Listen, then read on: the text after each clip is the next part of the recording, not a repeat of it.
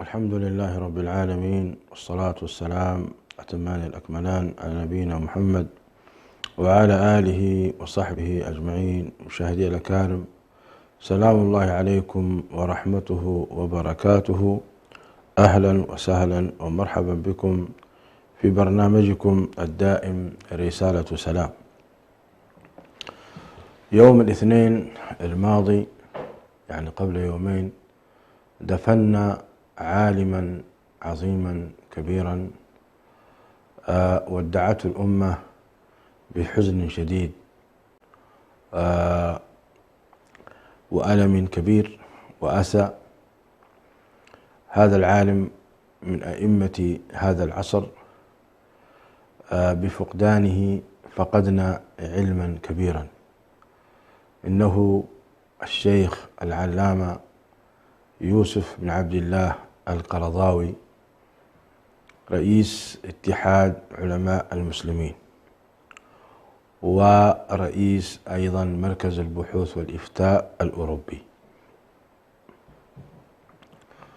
الشيخ القرضاوي رحمه الله رحمة واسعة، لم أتشرف الحقيقة باللقاء به وجها لوجه، ولم تتشرف يداي بالسلام عليه، وكذلك لم أتشرف بقبول رأسه، تقبيل رأسه ويديه، حيث زرت قبل حوالي شهر الدوحة للسلام عليه ومقابلته، لكن أسرته اعتذروا لكبر سنه وخافوا عليه من الأمراض والأسقام، فاعتذروا مني، جزاهم الله خيرا.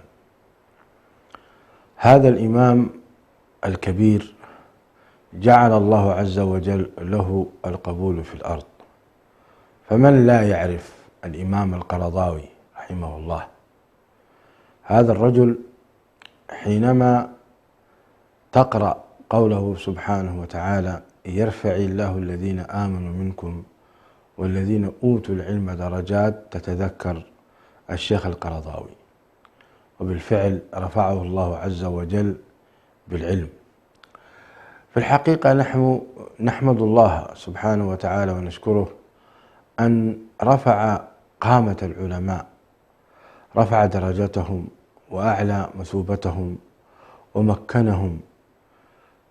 فالفضل أولا يعود إلى ربنا سبحانه وتعالى، أن هيأ لهذه الأمة أمثال هؤلاء العظماء والقامات الذين حقيقة يصدعون بالحق.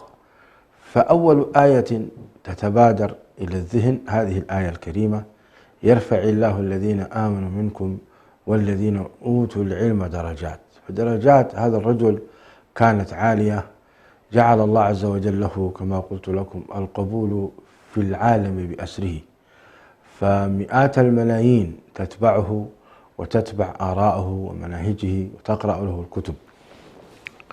فهذا فضل الله سبحانه وتعالى. أيضا حينما نقرأ: ومن يخرج من بيته مهاجرا إلى الله ورسوله ثم يدركه الموت فقد وقع أجره على الله، نحتسب أن هذا الإمام خرج من بيته مهاجرا إلى الله تبارك وتعالى، فأدركه الموت وهو خارج منزله، فوافق فعله فعل رسول الله صلى الله عليه وسلم، الذي أيضا خرج نبينا الكريم من المدينة، من مكة المكرمة إلى المدينة المنورة مهاجرا في سبيل الله، فمات وهو مهاجر عليه الصلاة والسلام. وهذه أيضا منقبة كبيرة وعالية جدا، أن يكون الشخص يهاجر من أجل الله ويطرد من بيته وداره وبلده من أجل الله، ثم يموت في ذلك، فقد وقع أجره على الله. فإذا كان قد وقع أجره على الله، فهذه حقيقة ميزة طيبة وحسنة كبيرة. كذلك هذا الرجل عرفناه بصدع بالحق، لا يخشى في الله لومة لائم. فحينما نقرأ في قوله تعالى: وجاهدهم به جهادا كبيرا، نتذكر هذا الإمام العظيم الشيخ يوسف القرضاوي وهو يتحدث ويدافع ويكافح عن هذا الدين في كل لحظة وفي كل وقت وفي كل سانحة. هو لا يتردد أبدا ولا يتوانى في بيان الحق مهما كان الثمن. مهما كان الثمن. الإمام القرضاوي رحمه الله كان من الذين يصدعون بالحق.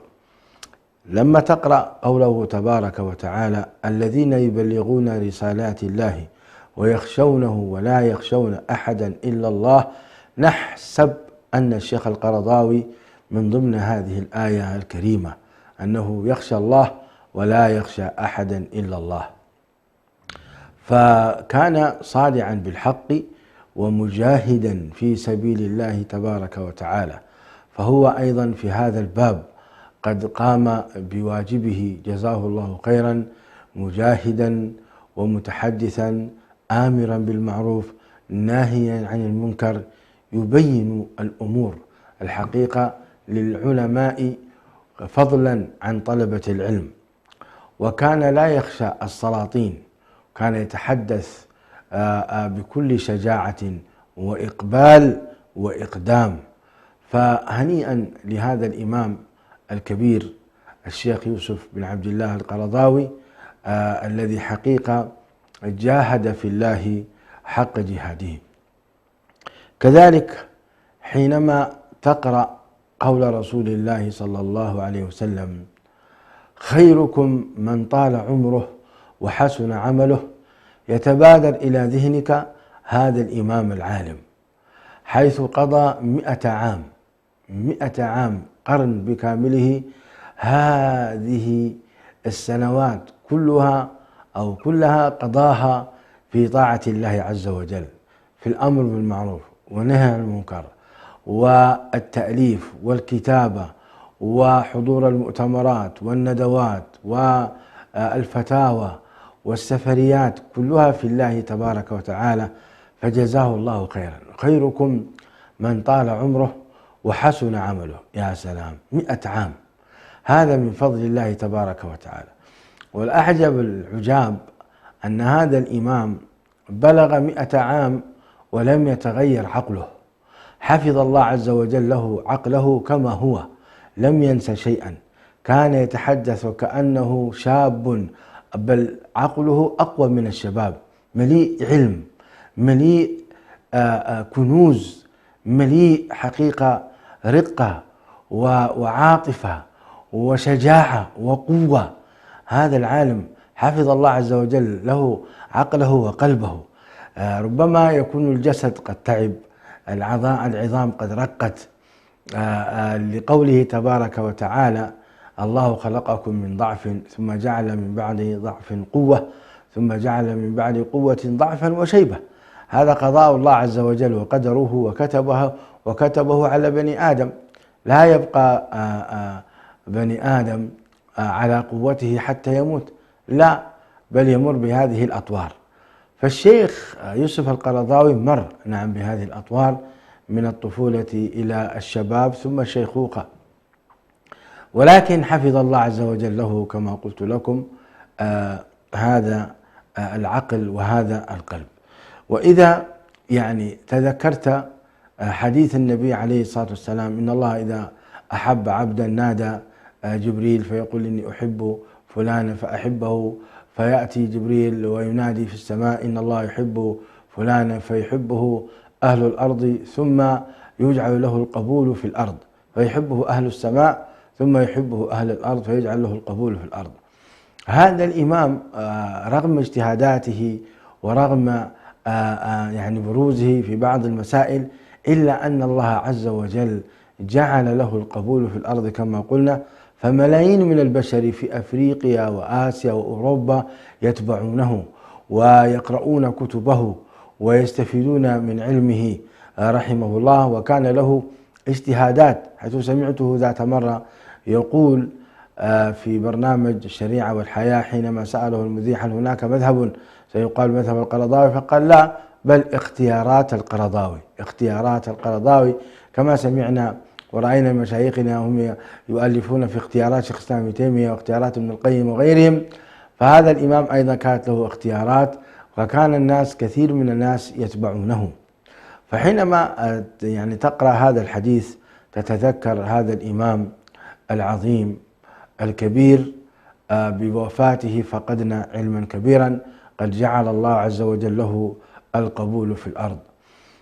الإمام القرضاوي رحمه الله لم يكن إماما، هو خريج الأزهر، فلم يكن إماما للمصريين فقط، بل كان إماما لكل العلماء في هذا العصر، كانوا يستفيدون منه كثيرا من بحوثه العلمية، الذين يحبونه والذين لا يحبونه. ووجود من لا يحب للإمام القرضاوي دليل على صدقه ودليل على إخلاصه.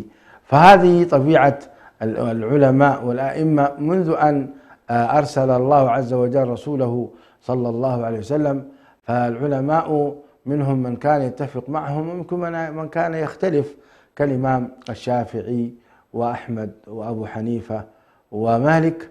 هؤلاء لم تكن أقوالهم كلها مقبولة لدى الأئمة، لكن جعل الله عز وجل لهم القبول في الأرض.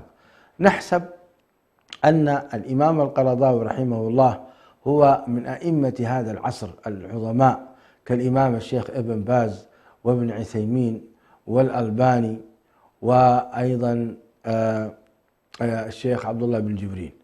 هؤلاء الذين أنا أعرفهم وأتحدث عن ما أعرف من أهل العلم والفضل، وربما يكون هناك من الأئمة العظماء في هذا العالم كأئمة أفريقيا الشيخ محمد أحمد لوح والشيخ يحيى ابن عبد الله الذي توفي في مصر وغيرهم. هناك أئمة كبار يعلمهم الله عز وجل ولا نعلمهم، لكن هؤلاء برزوا عالميا واستفاد الناس منهم عالميا، وكانت حقيقة يعني الناس تضرب لهم أكباد الإبل. الإمام القرضاوي رحمه الله اشتهر بكتابين عظيمين، ألف كتبا كثيرة بلغت 200 كتاب، ومحبوه اليوم هم يعملون في إخراج هذه الكنوز العظيمة لهذا الإمام المعاصر الذي فعلا ألف كتبه من خلال ما يحتاجه هذا العصر، وكانت كتاباته نحسبه والله حسيبه مخلص صادق مجتهد، وليس مداهن ولا متساهل، وإنما كان يؤدي به اجتهاده أنه كان الحقيقة يكتب بما يراه مناسبا من العلوم الشرعية، وهو عالم مؤصل بلغ مرحلة الاجتهاد، فله الحق أن يجتهد. كتابان عظيمان لهذا الإمام، الكتاب الأول الحلال والحرام، أو الحرام والحلال إن صح التعبير. فهذا الكتاب لقي قبولا كبيرا لدى عامة الناس وعامة العلماء، وأيضا انتقد بها في هذا الكتاب انتقادات كذلك كبيرة. وأذكر أن الشيخ ابن باز أرسل لهذا الإمام رسالة وقال له إن كتابك الذي ألفته في كذا وكذا الحلال والحرام هناك 8 مسائل أو 8 مسائل تحتاج منك أن تراجع. فقال له الإمام القرضاوي رحمه الله: يا شيخ، يعني يرد على الشيخ ابن باز، وانظروا إلى أخلاق العلماء بعضهم بعضا. قال له: يا شيخ ابن باز، لو كان أحدا يتراجع عن ما يدين الله عز وجل به محبة وتطيبا لخواطر، والله لتراجعت عن هذه الأقوال من أجل خاطرك ومن أجل محبة فيك يا شيخ ابن باز، ولكن هي يعني أقوال أنا أدين الله عز وجل بها. فدعاه الشيخ ابن باز للحج، فلما حضر إلى الحج وجد الشيخ ابن باز قد طبع الكتاب بما فيه هذه المسائل 8 التي لا يتفق الشيخ ابن باز فيها مع الشيخ القرضاوي. يا سلام، انظروا إلى أخلاق العلماء وإلى هذه المواقف العظيمة النبيلة التي تعلمنا أن نقبل الرأي الآخر ونحترمه، وأن أهم ما في الأمر أن لا يكون القول، أن لا يخرج القول بهوى، أن لا يخرج القول من أجل إرضاء الحكام والسلاطين، وإنما أن يخرج من أرض من أجل إرضاء الله عز وجل وما توصل إليه الإنسان. وهذه من حكم الله سبحانه وتعالى أن يسخر العلماء بمختلف مذاهبهم.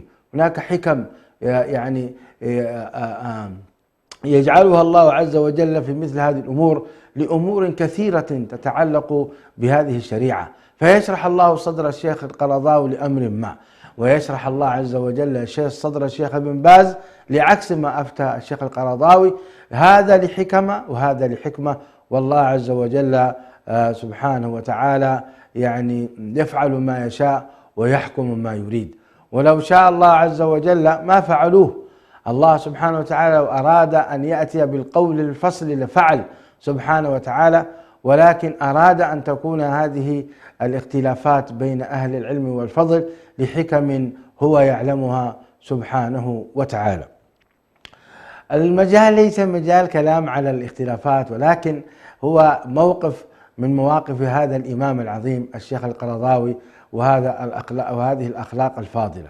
كذلك الكتاب الآخر كان لهذا الإمام كتاب يسمى الزكاة، هذه من أفضل الكتب، هذا الكتاب من أفضل الكتب التي ألفها هذا الإمام. وكنت أسمع مشايخنا وأساتذتنا حقيقة يعني يثنون على هذا الكتاب بثناء عطر، ويقولون ما كتب شيء في باب الزكاة مثل ما كتب وسطر الإمام القرضاوي رحمه الله رحمة واسعة، وله كتب أخرى نفع الله عز وجل بها. وأكثر ما نفع الله بهذا الإمام ثباته على الحق، ثباته على الحق، إنكاره على السلاطين، إنكاره على الفرق الضالة، ولم يصطدم رحمه الله كما سمعت من بعض المشايخ المقربين إليه مع الجماعات الإسلامية، وإن كان قد كان قديما مع جماعة الإخوان المسلمين، وأيضا هم أعفوه من هذا التنظيم، إلا أنه لم يكن حقيقة معاديا لهم ولا معاديا للسلفية ولا للتبليغ ولا للصوفية. كان إماما يجمع أهل السنة والجماعة كلهم على جهة، كان على مسافة واحدة من الجميع، آمرا بالمعروف ناهي عن المنكر. يا سلام، هكذا وليكن الأئمة، هكذا وليكن العلماء، هكذا ولتستفد منهم. وكان يردد ويقول معركتي ليست مع هؤلاء، معركتي مع أعداء الدين. فكان سيفا سلتا على أعداء الدين من الكفرة والمجرمين والعلمانيين والليبراليين الذين كانوا حقيقة يلوون أعناق النصوص، أو كانوا يحاربون الله ويصدون عن سبيل الله تبارك وتعالى، فكان سيفا سلتا عليهم رحمه الله رحمة واسعة.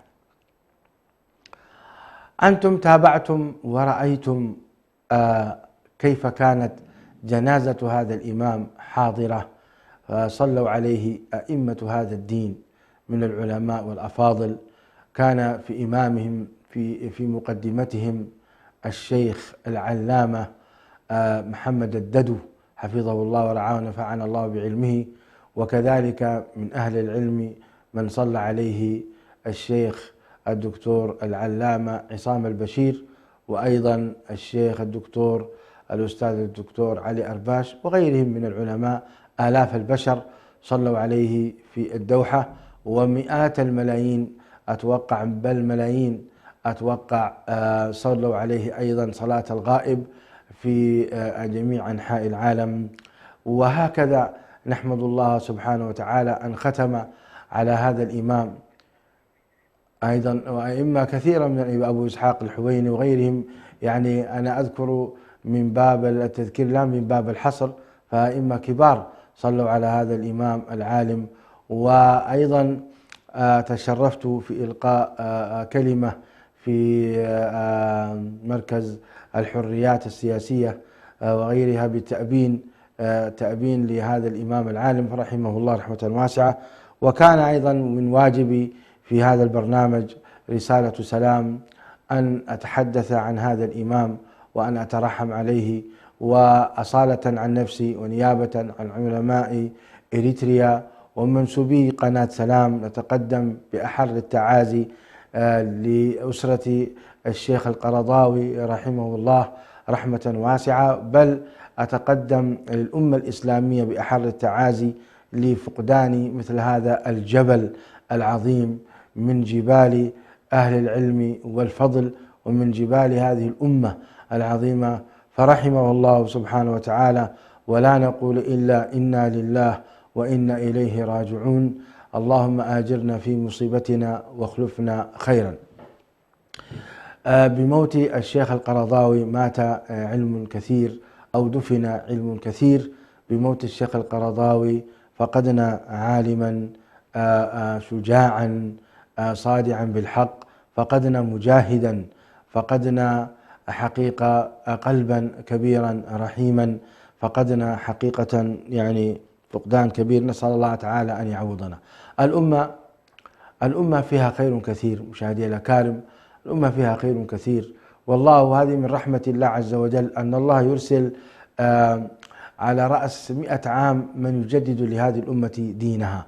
ونحسب أن هذا الإمام من مجددي هذا العصر، الشيخ القرضاوي من مجددي هذا العصر بفتواه الجريئة وعلمه الجريء وصدعه بالحق، وأيضا ما ذكرناه من جهوده العلمية والجهادية والدعوية وغيرها، فرحمه الله رحمة واسعة وجمعنا به في دار كرامته. نحن نحب العلماء ونحب أهل الفضل والإحسان، والحمد لله رب العالمين أن الله جعل من يحب هؤلاء أن يكون معهم. قال صلى الله عليه وسلم: المرء مع من أحب، المرء مع من أحب. فنحن نحب رسول الله صلى الله عليه وسلم، ونحب الصحابة الكرام والتابعين لهم بإحسان إلى يوم الدين، ونحب أيضا مشايخنا وعلماءنا وأساتذتنا. الحقيقة كما قلت لكم لم أتعلم على يدي هذا العالم، ولم أتشرف بتقبيل رأسه، ولكن أحبه في الله لما قام به من نصرة هذا الدين، فجزاه الله عنا خير الجزاء. اللهم اجمعنا به في دار كرامتك، اللهم آمين. اللهم صل وسلم وبارك وأنعم على نبينا محمد، والحمد لله رب العالمين. فاصل ثم نعود. طيب مشاهدي الأكارم، نواصل حديثنا في برنامجنا رسالة السلام، بعد أن تحدثنا عن هذا الإمام رحمه الله رحمة واسعة، ورحم الله كل أئمتنا مشايخنا وأسكنهم في السيح جناته. وهذه هي سنة الحياة، يعني لا يبقى في هذه الحياة أحد. إنك ميت وإنهم ميتون، وما جعلنا لبشر من قبلك الخلد أفإن مت فهم الخالدون، كل نفس ذائقة الموت ونبلوكم بالشر والخير فتنة وإلينا ترجعون. وما محمد إلا رسول قد خلت من قبله الرسل، أفإن مات أو قتل انقلبتم على أعقابكم، ومن ينقلب على عقبيه فلن يضر الله شيئا وسيجزي الله الشاكرين. الموت كتبه الله عز وجل على الجميع، المؤمن يموت والكافر يموت، العالم يموت والجاهل يموت، الرئيس يموت والمرؤوس يموت. هو واحد أحد الذي لا يأتيه الموت أبدا. قال الله تعالى: وتوكل على الحي الذي لا يموت. فربنا سبحانه وتعالى هو الذي لا يموت أبدا، ولا ينام أبدا، ولا تأتيه السنة يعني النعسة الخفيفة أبدا. فهو سبحانه وتعالى حي يقظ قائم قيم دائم سبحانه وتعالى. أما البشر الجن والإنس يموتون. يعني السباق في هذه الحياة أن تموت على عمل صالح، تموت أنت مؤمن أو مسلم، كما قال تعالى: يا أيها الذين آمنوا اتقوا الله حق تقاته ولا تموتن إلا وأنتم مسلمون. الإنسان يثبت ويجتهد ويحافظ على دينه حتى يلقى الله مسلما. هذا هو الفلاح، وهذه هي السعادة الحقيقية. فمهما مر على الإنسان من ظروف صعبة في هذه الدنيا فهي لحظات. وهذا الإمام الذي تحدثنا عنه قبل قليل القرضاوي عاش 100 سنة، ثم ماذا؟ ثم إلى الموت. ولو كانت الأعمار توهب لوهبنا هذا الرجل من أعمارنا. حقيقة أنا لم أتمنى أن أهب عمري لأحد إلا لرئيس رجب طيب أردوغان ولهذا الإمام القرضاوي رحمه الله. لو كانت الأعمار توهب لوهبناها لهؤلاء العلماء، لأن ببقائهم أمر بالمعروف نهي عن المنكر خير كثير لهذه الأمة حقيقة، وهم يجاهدون من أجل الله وفي الله ومن أجل الإسلام. فنتمنى حقيقة أن يمد الله عز وجل في أعمارهم، فمن مات فرحمه الله رحمة واسعة. لكن الحقيقة هو أن مهما عاش الإنسان لا بد أن يأتيه الموت. كل نفس ذائقة الموت، كل نفس ذائقة الموت. إذن فهو أمر كتبه الله عز وجل على الإنسان، وعلى الإنسان أن يجتهد في طاعة الله سبحانه وتعالى. نحن وإياكم نسأل الله عز وجل أن يرزقنا حسن الخاتمة، وأن يحفظنا وأن يحمينا وأن يهدينا إليه صراطا مستقيما. وأنت تلاحظ أيضا، يعني كنت أريد أن أدخل حقيقة في البرنامج، لكن تلاحظ هذا الإمام وهو في آخر لحظاته يعني مستغفر تائب، يقول أسأل الله أن يرحمني وأسأل الله أن يغفر لي وأسأل الله. حقيقة ذكرني بقول الله عز وجل لنبيه الكريم: إذا جاء نصر الله والفتح ورأيت الناس يدخلون في دين الله أفواجا فسبح بحمد ربك واستغفره. يعني خاتمة النبي عليه الصلاة والسلام كانت استغفار وإنابة وتوبة وعودة إلى الله عز وجل. لم يغتر صلى الله عليه وسلم بما عمل، بجهاده، بدعوته. لم يقول قد عملت فسوف يكون لي ولي، وإنما كان مستغفرا تائبا. هذا العالم يقتدي برسوله الكريم صلى الله عليه وسلم، فتجد في آخر المقاطع كلها رقة. وكذلك الشيخ الصابوني أيضا في آخر أيامه كان يعني محبيه يرسلون من مجلسه بعض الكلمات، يعني قبل وفاته بيوم أو يومين أو ثلاثة. تجد كان الإمام الصابوني رحمه الله يرسل رسائل فيها بكاء، فيها رقة، لأنها سبحان الله يعني كل هذا يعني العمر كان في طاعة الله عز وجل، ومع ذلك يبكون ويستغفرون. هذا هو منهج الأنبياء، هذه هي العبودية لله عز وجل، أن الإنسان يموت وهو مستغفرا لله. صحيح يحسن الظن بربه، لكنه لا يعجب بعمله. ولذلك يعني الأئمة سطروا في سيرة الإمام أحمد لما حضرته الوفاة كان يقول لا بعد لا بعد. فلما أفاق من الغيبوبة قالوا له: يا إمام قلت كذا وكذا، فقال: لقد جاءني الشيطان وكان يقول لي فتني يا إمام، فتني يا إمام، فكنت أقول لا بعد لا بعد حتى يعني يقبض الله عز وجل روحي على الخير. يا سلام، هكذا كان الأئمة. وانظر هذا الإمام أيضا الشيخ القرضاوي يموت وهو يشعر بالتقصير، يشعر بالذنب، يطلب المغفرة والرحمة من الله عز وجل. هكذا فلنكن جميعا. كذلك حقيقة هذا الإمام الشيخ القرضاوي هو نموذج أو أنموذجا حيا للعالم الرباني الذي لا يخشى في الله لومة لائم. في الحقيقة هو حجة على كل عالم يعني تلقى علم الشريعة وحفظها وفهمها ولم يؤدها على الواجب، على الحق. فهذا العالم الكبير رباني تعلم العلم وأداه فرفعه الله عز وجل. ما حذر بقية العلماء الذين تعلموا العلم ولم يصدعوا بالحق؟ لماذا هم ساكتون؟ لماذا هم خائفون من السلاطين؟ لماذا؟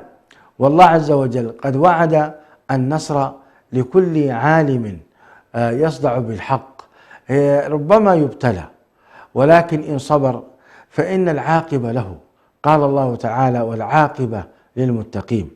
العالم لا يتمنى أن يبتليه الله سبحانه وتعالى ويقف أمام البلايا والسجون وإلى آخره، ولكن الحقيقة يجب على العالم أن يعني يؤدي ما عليه من البلاغ خصوصا في هذا العصر، وأن يصبر على ما أصابه، فإن أصابه شر يصبر. قال الله تعالى: تبلون في أموالكم وأنفسكم ولتبلون في أموالكم وأنفسكم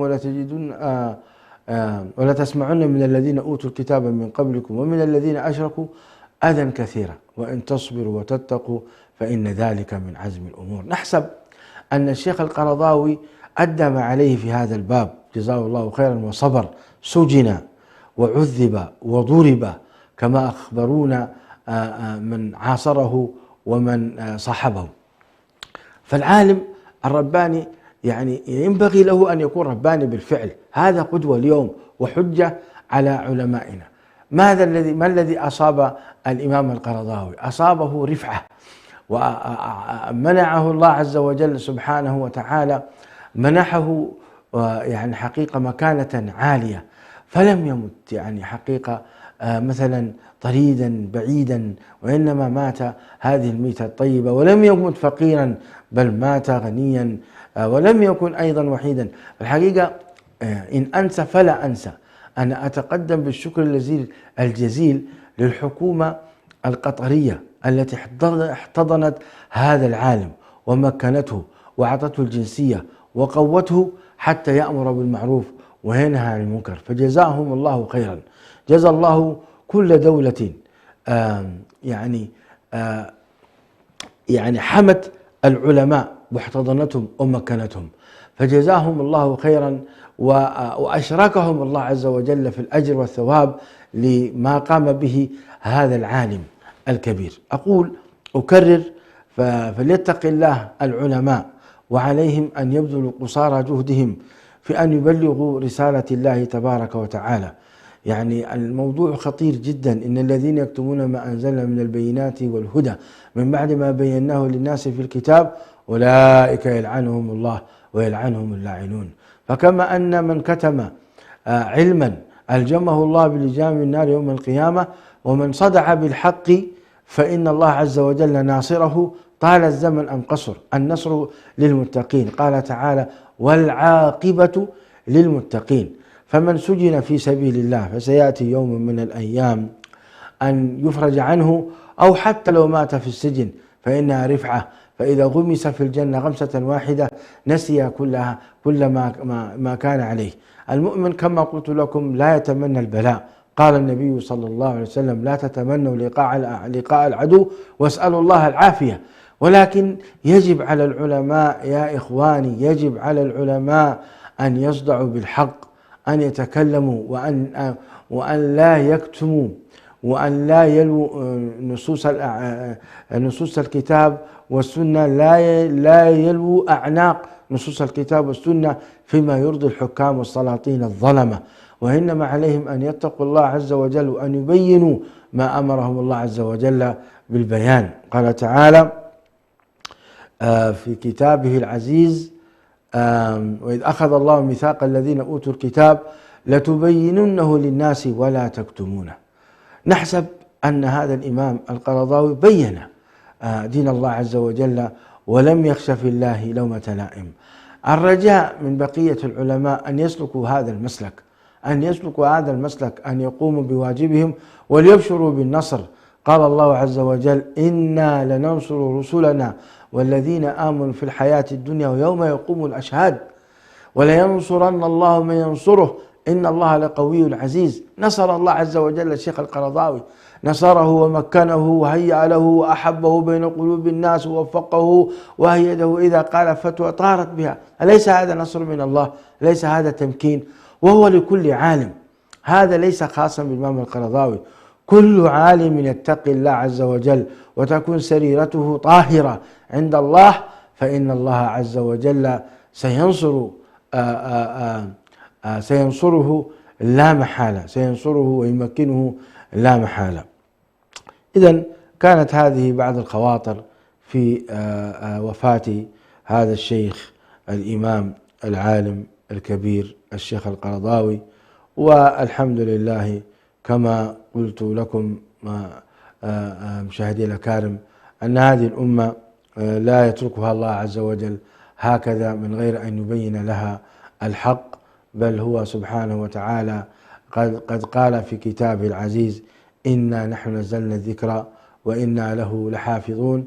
ومن حفظ الله تبارك وتعالى لهذا الدين أن يهيئ له الرجال العلماء الأفذاذ وأن يمكنهم وأن يوفقهم، بل وأن يهيئ لهم الدول التي تحميهم. هذا من حفظ الله. فإذا كان العلماء إذا كان العلماء ليس لهم من يحميهم، من يدافع عنهم ومن يمكنهم، فكيف سينصر هذا الدين؟ كما قال النبي صلى الله عليه وآله وسلم: إن الله لا ينزع العلم انتزاعا من الأرض ولكن بقبض العلماء، فإذا مات العلماء اتخذ الناس رؤوسا جهالا فأفتوا بغير علم فضلوا وأضلوا، نسأل الله العافية والسلامة. وفي قوله تبارك وتعالى: ولم يروا أن نأتي الأرض ننقصها من أطرافها والله يحكم لا معقب لحكمه وسريع الحساب. هذه الآية ذكر المفسرون أنها تعني قبض العلماء، فنقصان الأرض هو بقبض العلماء.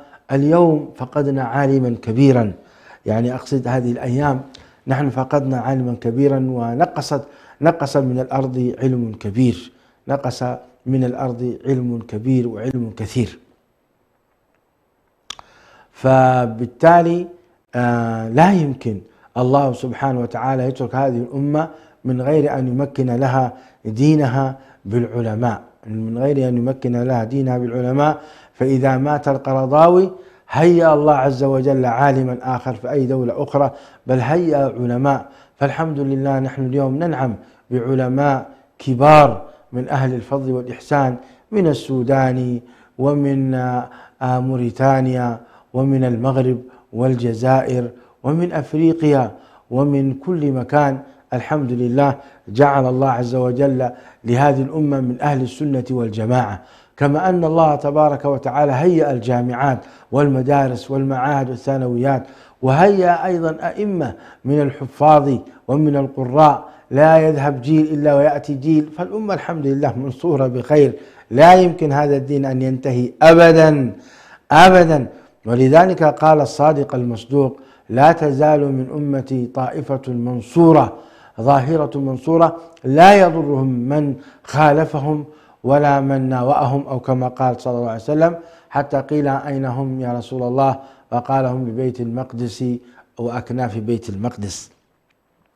كذلك هذه الطائفة المنصورة أفتى مشايخنا وأساتذتنا أنها موجودة في كل بلد وفي كل مكان، ليس هي محدودة في منطقة معينة. وإن كان هذا الحديث يدل على بشارة كبيرة لمن يوجد الآن في بيت المقدس وهم يدافعون عن هذا الدين، إلا أن هذه الطائفة موجودة في كل بلد، في كل بلد هذه الطائفة موجودة، ولله الحمد والمنة. إذن نحمد الله تبارك وتعالى أن حفظ دينه وأعلى كلمته وأوجد مثل هؤلاء العلماء الكبار العظماء. نسأل الله تعالى أن يغفر لهم. واجبنا لمثل هؤلاء العلماء أن نترحم عليهم وأن نستفيد من علمهم، وإذا أخطأوا أن نأخذ ما أصابوا من دين الله عز وجل، وأن نرد ما أخطأوا في دين الله تبارك وتعالى باحترام وأدب وتقدير، فهم مأجورون عند الله عز وجل في الحالتين، كما قال النبي صلى الله عليه وسلم: إذا أفتى الحاكم أو إذا حكم الحاكم فأصاب فله أجران، فأخطأ فله أجر واحد. فالشيخ الإمام القرضاوي على اجتهاداته العظيمة وفتاواه الكبيرة التي غطت العالم، منها ما هو أصاب السنة ومنها ما هو أخطأ في نظر بعض العلماء، وفي كلا الحالتين هو عالم إمام مجتهد مأجور عند الله عز وجل. واجبنا تجاه تلك الفتاوى أن نحترم هذا القول وأن نقدره، وأن نترحم على هذا العالم وعلى كل عالم مات، وأن نسأل الله تعالى أن يتوفانا ونحن محبين لهؤلاء العلماء، وأن نسير على منهجهم آمرين بالمعروف ناهين عن المنكر. والله تبارك وتعالى أعلم وأحكم. اللهم صل وسلم وبارك وأنعم على نبينا محمد، والسلام عليكم ورحمة الله.